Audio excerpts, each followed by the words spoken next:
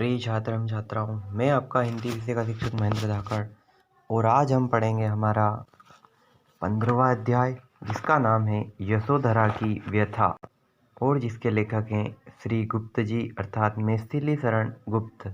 मैथिली शरण गुप्त का जन्म सन 1886 ईस्वी में हुआ था। आचार्य महावीर प्रसाद द्विवेदी जी के चर्चित निबंध में उर्मिला और यशोधरा की हिंदी कवियों द्वारा उपेक्षा से प्रेरित होकर मैथिली शरण गुप्त ने साकेत और यशोधरा नामक महाकाव्य ग्रंथों की रचना कर डाली। यो सरस्वती पत्रिका के माध्यम से गुप्त जी की प्रारंभिक रचनाएं प्रकाशित होती रहती थी, किंतु संवत 1966 में रंगभंग और संवत 1969 में भारत भारती के प्रकाशन ने गुप्त जी को हिंदी काव्य की ओर आकृष्ट किया।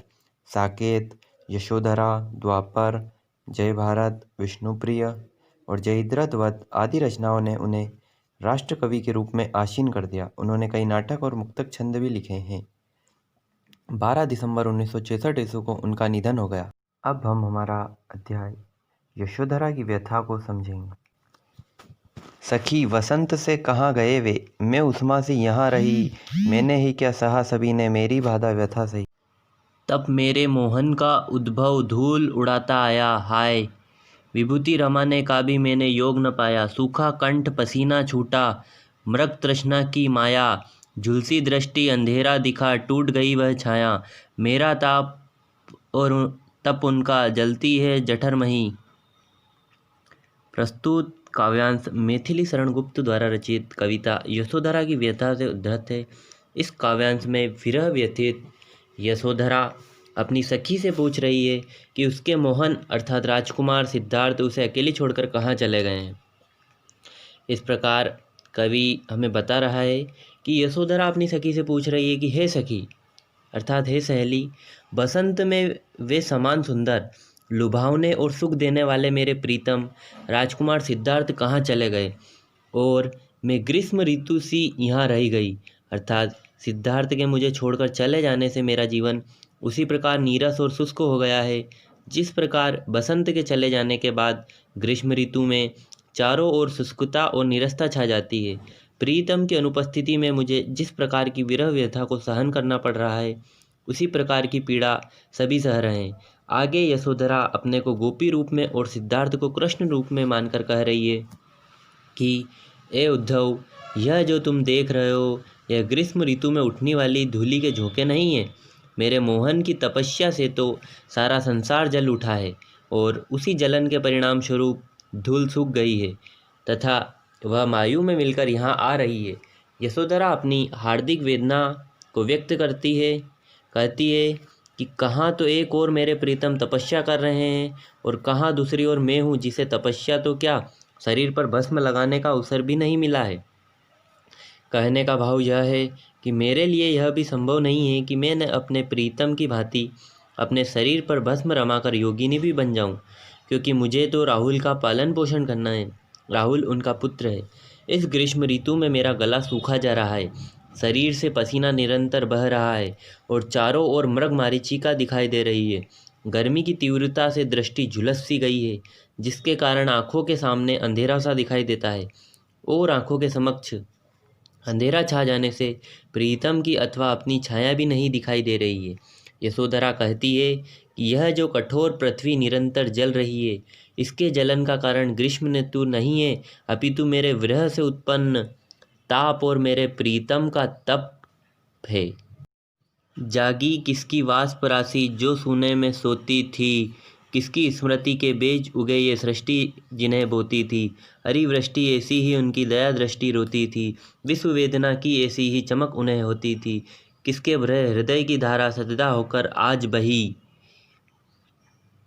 इस प्रकार प्रस्तुत काव्यांश में मैथिली शरण गुप्त बता रहे हैं यशोधरा की विरह व्यथा अर्थात वो बिछड़ने के समय को व्यक्त कर रही है और यशोधरा कह रही है अर्थात कवि बता रहे हैं कि यशोधरा अपनी सखी को संबोधित करते हुए कहती है कि अपने प्रीतम की अनुपस्थिति में मैं जिस तरह की पीड़ा को सहन कर रही हूँ उसी प्रकार की पीड़ा सभी सहन कर रहे हैं। यशोधरा कहती है कि वह कौन व्यक्ति है जिसके नेत्रों से वह अश्रुवृष्टि जग उठी है जो सोने में सो रही थी। उसके कथन का भाव यह है, अर्थात अर्थ यह है कि मेरा जीवन प्रीतम से मिलने के समय इतना सुखमय था कि मैंने कभी यह कल्पना भी नहीं की थी कि कभी विरह के कारण मेरे नेत्रों में भी आंसू आ सकते हैं। किंतु यह विधि की विडंबना ही है कि आज मेरे नेत्रों में निरंतर अश्रु प्रवाह चलता रहता है। यशोधरा के मस्तिष्क में अपने मिलन की सुखद घड़ियों की स्मृति जगती है और वह कहती है कि वह कौन व्यक्ति है जिसकी स्मृति के वे बीज आज उग आए हैं, जिनका वचन अर्थात वपन सृष्टि लगातार कर रही थी। उसके कथन का आशय यह है कि आज मेरे मानस पटल पर प्रीतम से मिलन के सुखद चित्र अंकित हो रहे हैं, अर्थात उनके साथ बिताए हुए मेरे जीवन के पल मुझे आज दिख रहे हैं। यशोधरा के नेत्रों से अश्रुओं की जो वर्षा हो रही है उसे संबोधित करती हुई वह कहती है कि ए वृष्टि, जिस प्रकार तू निरंतर आंखों से झर रही है उसी प्रकार तो मेरे प्रीतम की दया दृष्टि हुआ करती थी मुझ पर। जिस प्रकार आज मेरे मन में विरह की टीस उठ रही है उसी प्रकार की टीस मेरे प्रीतम के मन में भी विश्व मंगल की भावनाओं के लेकर हुआ करती थी।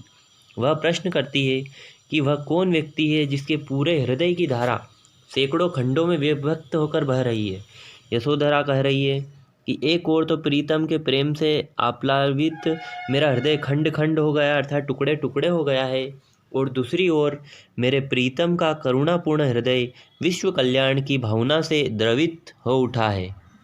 उनकी शांति कांति की ज्योत्सना जगती है, पल पल में सरदा तप उनके विकास का सूचक है। थल थल में नाच उठी आशा, प्रतिदल पर किरणों की झलझल में, खुला सलील का हृदय कमल खिल हंसों की कलकल में, पर मेरे मध्याह्न बता क्यों तेरी मूर्छा बनी रही। इस प्रकार कवि बता रहे हैं कि पृथ्वी पर शरद की जो शुभ्र चंद्रिका छाई हुई है उसे देखकर यशोधरा कह रही है कि यह चंद्र की ज्योत्सना नहीं अर्थात चमक नहीं अर्थात ज्योति नहीं, अपितु मेरे प्रीतम की शांति एवं आभा का ही प्रकाश है जो विश्व में चारों ओर विकीर्ण हो रहा है। पृथ्वी तल पर शरद की जो धूप छाई हुई है उसे यशोधरा अपने प्रीतम के विकास की सूचक मानती है। प्रातः काल में पत्तों के ऊपर पड़ी हुई ओस पर किरणों की झिलमिलाहट को देखकर यशोदा कहती है कि वह तो अर्थात यह तो वस्तुतः मेरे प्रीतम की आशा ही है जो ओस बिंदुओं पर पड़ी हुई किरणों के बहाने नृत्य कर रही है। शरद ऋतु में सरोवर का जल स्वच्छ हो गया है, उसमें कमल विकसित हो गए हैं। विकसित कमलों को देखकर ऐसा लग रहा है जैसे मानो सरोवर का हृदय विकसित हो गया है और हंसों का समुदाय उसके आसपास अपनी मधुर ध्वनि कर रहा है। शरद में सरोवर का यह और आकर्षक दृश्य यशोधरा के लिए एक नूतन अर्ध का घोतक है, और वह यह कि यह सरोवर जो सिद्धार्थ के महाभिनिष्क्रमण के समय चेष्टा रहित हो गया था, उनके आगमन की सूचना पाकर आनंद विभोर हो उठा है। किंतु इतना सब कुछ होने पर भी यशोधरा के आनंद की घड़ी अब तक नहीं आई है। उसके जीवन की दोपहरी अब भी पहले की तरह बनी हुई है, वह लगातार जल रही है। जिस प्रकार दोपहर के समय पेड़ पौधे बुझ जाते हैं उसी प्रकार उसका शरीर मुरझा सा रहा है। हेमपुंज हेमंत काल के इस आतप पर वारूं, प्रिय स्पर्श की पुलकावली में कैसे आज बिसारूं, किंतु शिशिर ये ठंडी सांस से हाय कहाँ तक धारूं, तन गारूं मन मारूं पर क्या मैं जीवन भी हारूं, मेरी बाहें गई स्वामी ने मैंने उनकी छाह गई। प्रस्तुत पंक्तियों में कवि बता रहे हैं कि ऋतुएं परिवर्तनशील होती है अर्थात ऋतु बदलती रहती है। इसी प्रकार यशोधरा अपने प्रीतम के गुणों की छाया उनके विकास में देखकर उनका स्मरण कर अर्थात उनको याद करके व्यथा का विस्तार देखती है। यशोधरा गौतम को याद करते हुए अपनी सखी से कह रही है कि ये सखी, मैं हेमंत ऋतु की धूप पर सोने का ढेर तक न्यौछावर करने को प्रस्तुत हूँ। आज मुझे प्रिय स्पर्श के कारण हुए रोमांच का भी जो अनुभव हो रहा है उसे कैसे भूल सकती हूँ। किंतु अब तो शिशिर भी आ पहुँचा है अर्थात शिशिर ऋतु आ चुकी है, उसके साथ भयानक शीतलता भी आ गई है अर्थात ठंडी आ गई है। बता तो सही कि मैं ठंडी सांसों का कहाँ तक सहन कर सकती हूँ। मेरी शरीर निरंतर क्षीण होता जा रहा है, मैं बार बार अपने मन को मार रही हूँ, किंतु इसका अर्थ यह तो नहीं कि मैं जीवन से भी हार मान बैठूँ। अमर संबंधों की स्थापना के लिए प्रीतम ने मेरा वरण किया था और मैंने उनकी शरण ली थी। अब हम हमारा 5वां पद्यांश समझेंगे। पेड़ों ने पत्ते तक उनका त्याग देखकर त्यागे, मेरा धुंधलापन कोहरा बन छाया सबके आगे, उनके तप के अग्निकुंड से घर घर में है जागे। मेरे कंप हाय फिर भी तुम नहीं कहीं से भागे, पानी जमा परंतु न मेरे खट्टे दिन का दूध दही। इस प्रकार पतझड़ का आगमन हो चुका है।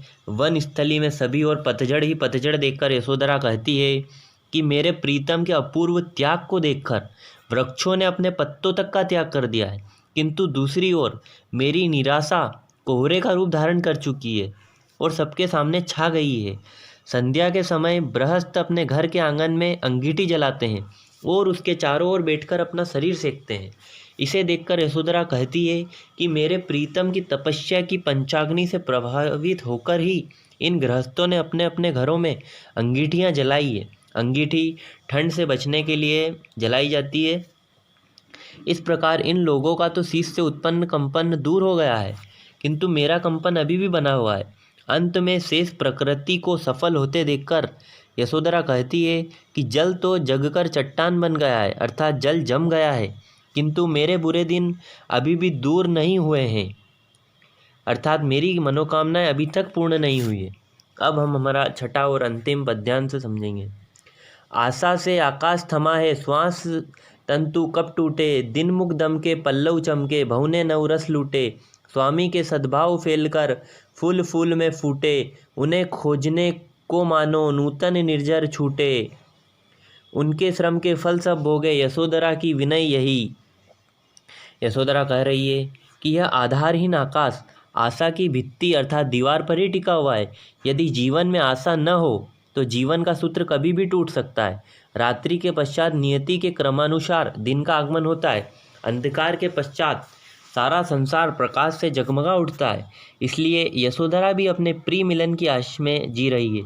इस समय अपने प्रीतम के वियोग में उसका जीवन रात्रि के समान अंधकारमय हो रहा है, किंतु उसे यह दृढ़ विश्वास है कि कल उसके जीवन का भी सवेरा होगा, उसके जीवन में प्रकाश आएगा और नए नए पत्ते भी पल्लवित होंगे। आकाश को अपने विश्वास के ही कारण फल मिला है। वह सूर्योदय हुआ जिसके परिणाम स्वरूप सारे संसार में नए आनंद की लहर फैल गई और वनस्पतियों में अंकुर फूट पड़े।